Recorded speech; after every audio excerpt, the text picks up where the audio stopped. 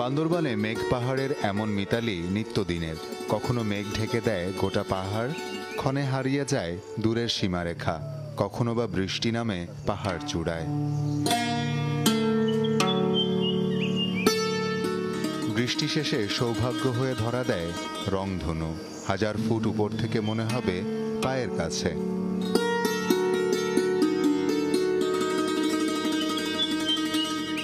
প্রকৃতির আর জীবনের বন্ধুত্ব এমনটাই গাঢ় এখানে।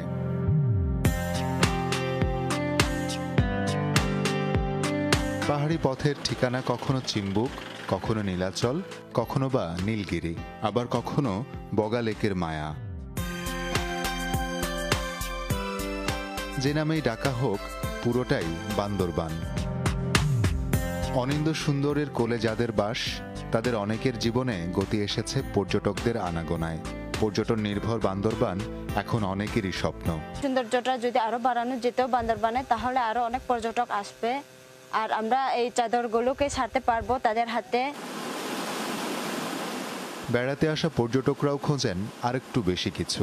আসি যারা ট্যুরিজম, আমরা তো জানি না কোথায় কি অবস্থা আছে, এক একদিন এক এক দিকে ঘুরি। একটা পয়েন্ট যদি দেওয়া হয় ছবি বড় প্যানা করে, তো তাহলে পর্যটকের জানতে সুবিধা হবে। বান্দরবানকে ঘিরে আন্তর্জাতিক মানের পর্যটন কেন্দ্র করার স্বপ্ন দেখতেই পারে বাংলাদেশ। তবে অপরিকল্পিতভাবে পাহাড় কেটে স্থাপনা নির্মাণের বিপক্ষে বিশেষজ্ঞরা। তাদের পরামর্শ, পাহাড়ের মানুষ এবং জীববৈচিত্র্য অটুট রেখে পরিকল্পনা করতে হবে সুদূর প্রসারী। বিশেষজ্ঞদের মতে, দৃষ্টি যখন বিশ্ব পরিমণ্ডলে, পরিকল্পনা তখন হওয়া চাই অন্য উচ্চতার। স্থাপনা মানে হচ্ছে আবার পলিউশন। এই পলিউশনটাকে আমরা কিভাবে কন্ট্রোল করব, কিভাবে এটাকে জিরো করব, সবকিছুই শেষ কথা হচ্ছে রেসপন্সিবল ট্যুরিজম। যারা এগুলো নিয়ে কাজ করছেন, যে সংস্থাগুলো বেসরকারি বা সরকারি, তাদের প্রত্যেকের মিলে সম্মিলিত একটা ফ্রেমওয়ার্ক।